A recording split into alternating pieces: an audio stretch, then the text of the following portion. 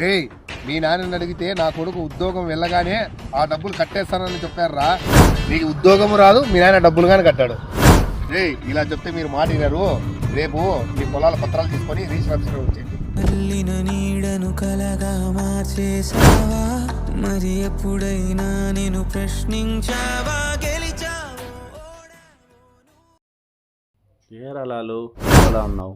రే నేను ప్రతిసారి మీకు ఎందుకు తిడుతున్నానంటే,